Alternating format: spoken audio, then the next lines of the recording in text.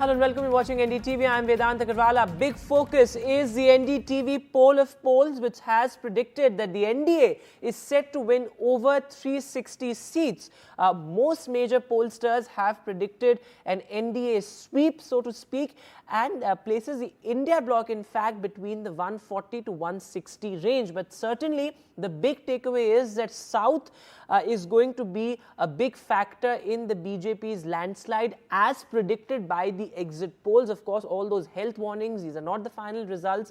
These are just exit polls, which do have a tendency of going wrong or going haywire.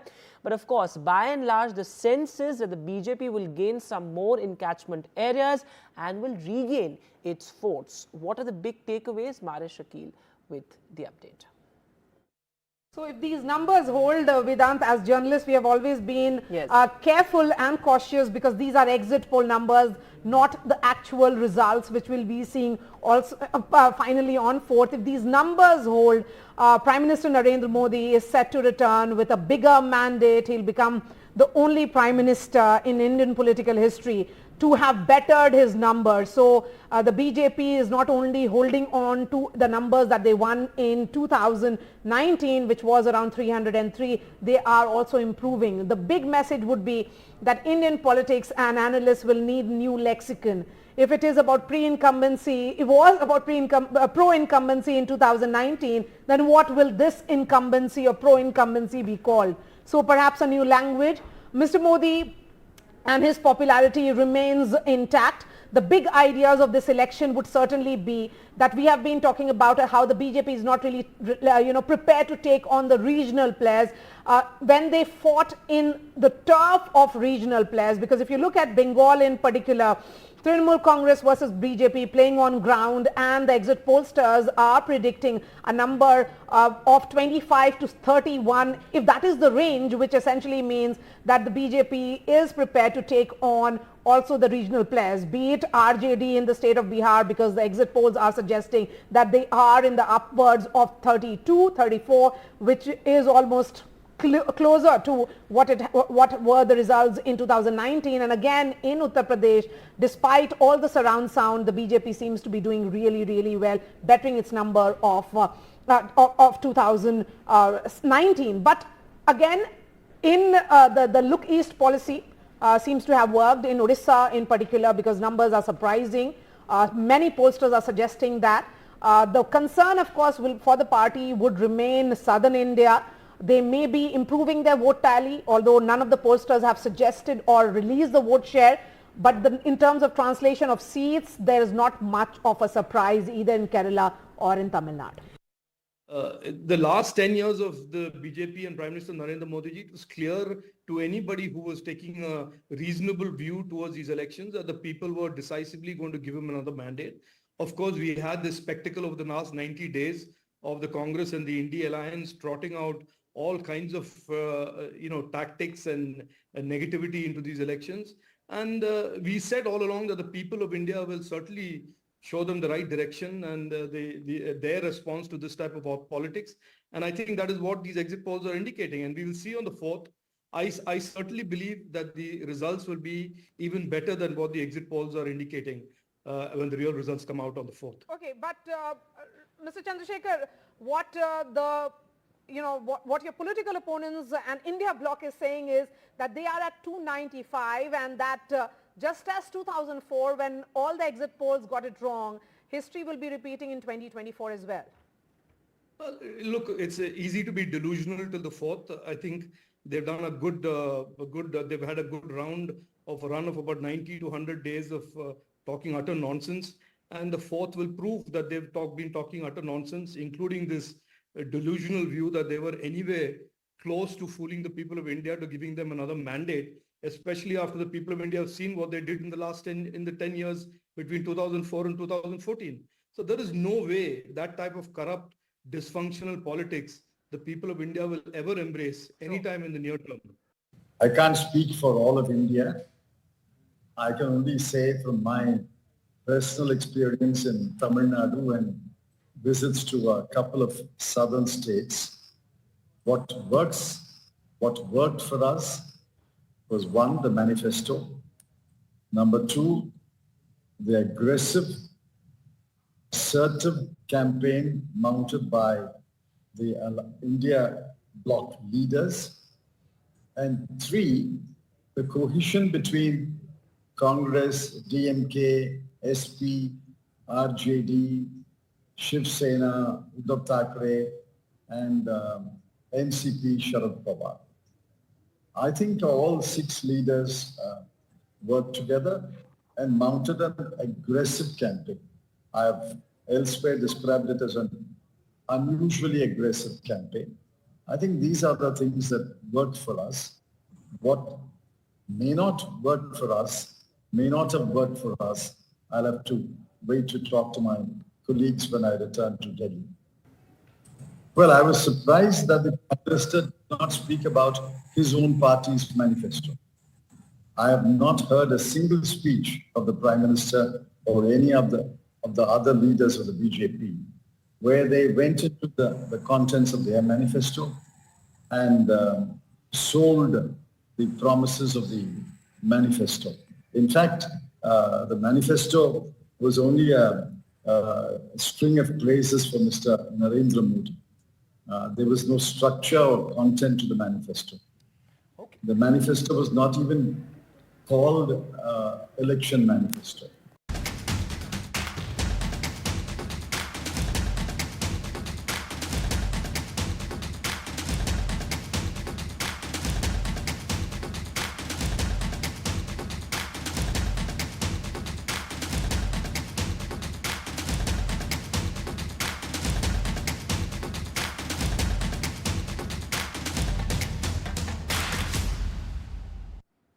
And well, while all the focus has shifted to the exit polls, the Phase 7 polls concluded as well. This is the last and ultimate phase of the Lok Sabha poll. So it's curtains down on the 2024 elections. And in Phase 7, crucial constituencies went to polls, including, of course, Varanasi, which is the Prime Minister's constituency. Also, key seats in Himachal and Punjab, all of, both these states vote in a single phase. They voted in a single phase in the last phase. In fact, also crucial seats in Bengal, Bihar, Jharkhand, Odisha went to polls. Big faces in the fray, including the Prime Minister, of course, and also Anurag Thakur, Kangana Ranaut, Ravi Kishan, Ravi Shankar Prasad in Bihar as well. So the fate of thousands of candidates have now been sealed in those EVMs.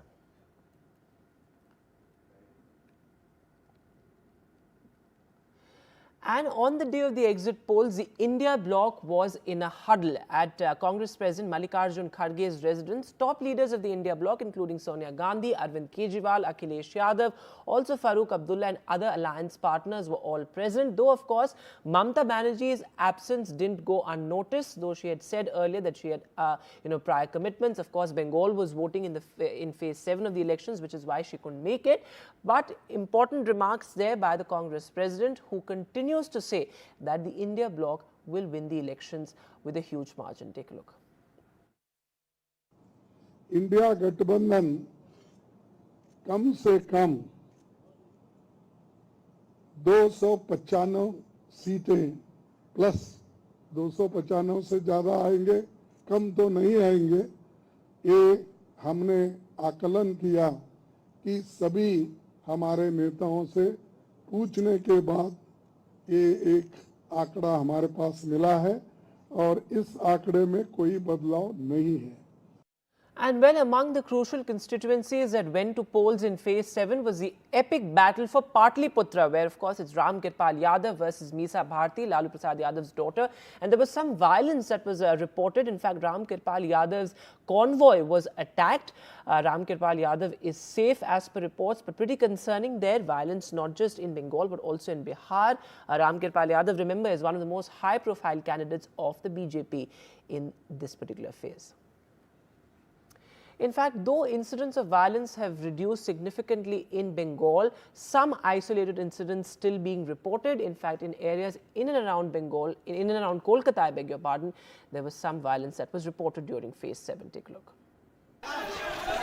Bengal elections marred by violence during the last phase of polling. The BJP accused Trinamool agents of throwing out BJP agents in booth number 72 and 73 of the Kamargathi area under the Meenakha assembly seat. However, the polling process was not interrupted.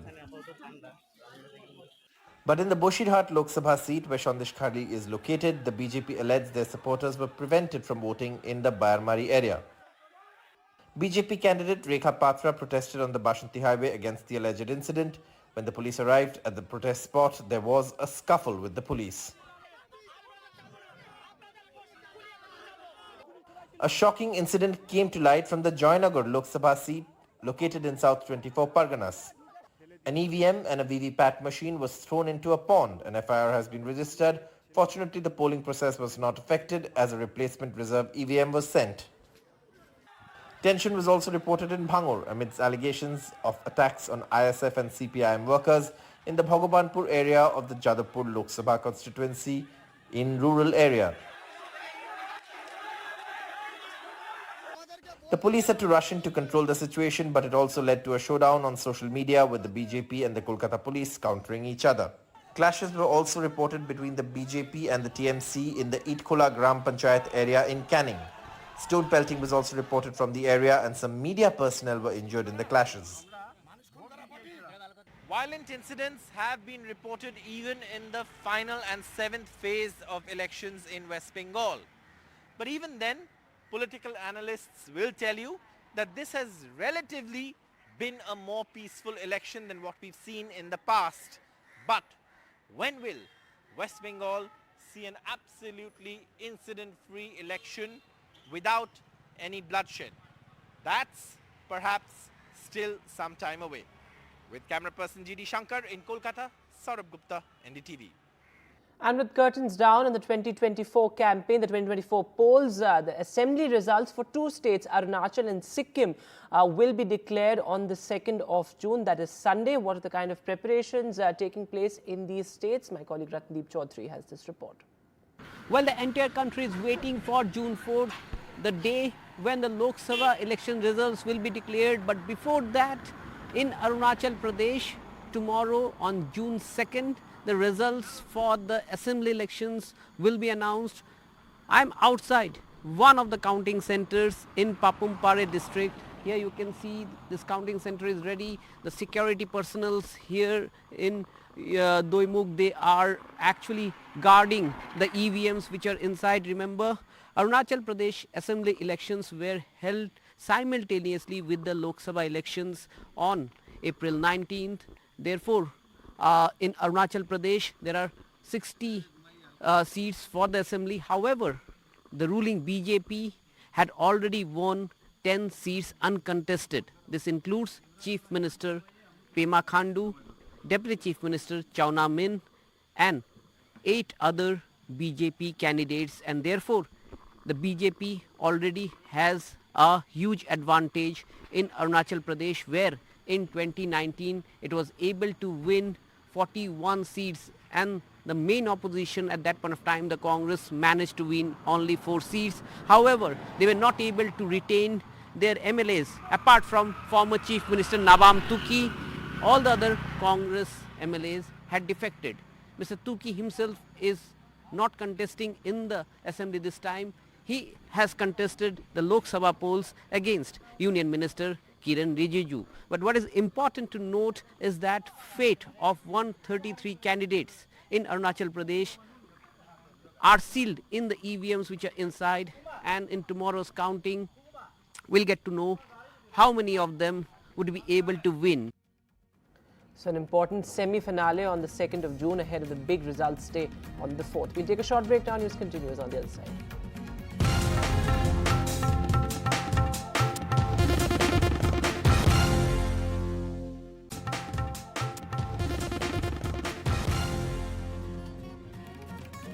Welcome back. The latest on the horrific Pune Porsche crash case, in which the accused's mother has now been arrested. In fact, she's been accused of swapping the blood samples with that of her son. Take a look.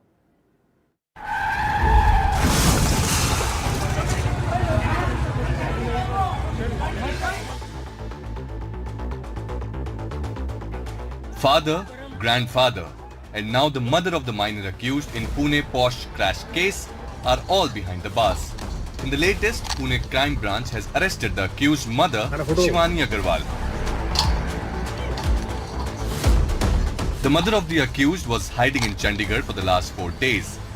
Shivani has been arrested on the charges of giving her blood sample to swap with her son's blood sample taken after the incident. 2 doctors and an employee of Sassoon Hospital are already in police custody, who are accused of taking bribe from the family and of the accused and replacing the blood samples. Father and grandfather of the minor accused are also behind bars, while the minor accused is in protection home of Juvenile Justice Board. Pune Crime Branch questioned the minor accused and his mother Shivani Agarwal together. Earlier, Pune Crime Branch had sought permission for Juvenile Justice Board to question the minor accused for 2 hours. On 19th April, 2 young techies were killed by speeding Porsche car. The family of late software engineer Anish Avadia is losing faith in the justice system as the accused belong to a wealthy family. हमारी इसमें 2-3 basic demands हैं। पहला तो case को fast track court में चलाया जाए। दूसरा, अक्यूज्ड को instead of juvenile court has to accept as a adult trial. तीसरा, एक अच्छा पब्लिक प्रोसिक्यूटर हमें चाहिए और इस केस में ना कुछ ना कुछ डेली आता ही जा रहा है, तो निष्पक्ष तरीके से जांच करने के लिए ये केस सीबीआई को हैंडओवर किया जाए। Aggrieved family alleges that accused family is tampering evidence and the system is covering up, including officials, police and doctors. The family seeks CBI probe to be monitored by a retired judge. जिसके द्वारा किया गया है तो पैसे वाली party है और वहाँ काफ़ी अधिकारियों से, पुलिस से, डॉक्टरों से मिल करके और उसका एविडेंस चेंज किया जा रहा है, मैनिपुलेशन की जा रही है। तो हम चाहते हैं कि किसी सीबीआई के अधिकारी से जो रिटायर्ड जज हो उसके माध्यम से बाकायदा इंक्वायरी हो और उसके बाद फिर इंक्वायरी के बाद रेगुलर कोर्ट में उसको केस चलाया जाना चाहिए। जिस प्रकार की वहाँ प्रक्रिया चल रही है, जांच प्रक्रिया चल रही है, हमें न्याय मिलने की संभावना नहीं है। The mother of the minor accused was missing for the last 4 days and had also switched off her phone. The question in this case now is that who all were involved in the cover-up after the April 19th incident that claimed 2 lives, and when will the justice prevail? With Paras Dama, Bureau Report for NDTV. And looking at some more news now, well, heat wave deaths across the country. In fact, the Health Ministry data has revealed some startling figures. There have been 56 deaths related to heat waves in the past 3 months. So absolutely startling figure there. In fact, in Rajasthan, more and more deaths are being reported as far as the heat wave is concerned. Most of these deaths that the Health Ministry is now pointing at were reported just in the month of May. This is the IMD has predicted above normal temperatures even going forward. Looking at some more news now, astronaut Sunita Williams' launch has been scrubbed or called off just 3 minutes and 51 seconds before liftoff. It's now postponed for another day. This is the second scrub for the Boeing Starliner spaceship. Both astronauts are safe.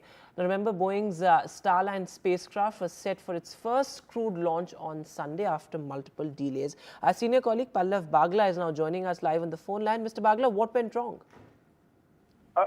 Something went wrong in the automatic launch sequence from the ground computer which monitors the health of the Atlas V rocket. It found an anomaly and the launch was scrubbed 3 minutes and 51 seconds before liftoff. Both the astronauts were strapped in their seats on the Boeing Starliner and it was ready for liftoff. The anomaly has still not been fully disclosed, but there could be a launch in the next 24 hours or later, but both the astronauts and the rocket are safe. And this is the second scrub for the Boeing Starliner, which was to have a maiden launch. And this would have been astronaut Sunita Williams' third attempt to go into space.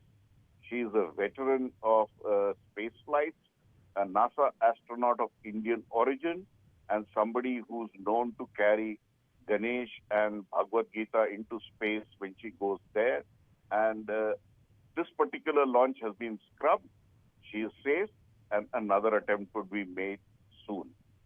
Bagla, thanks very much for joining us with that update. Fortunately, both the astronauts are safe in this case. Looking at business news now, Gautam Adani has regained the top spot, overtaking Mukesh Ambani on the Bloomberg Billionaires Index. Now, he is ranked 12 on the index. He's also Asia's richest man now. Ambani stands at a spot lower at 12. The Adani Group chairman had a net worth of over $100 billion, $111 billion to be precise, as of 6 p.m. on Saturday. According to the index, he is ahead of Ambani, as I said. That's all the time that we have on the show from all of us here. Goodbye.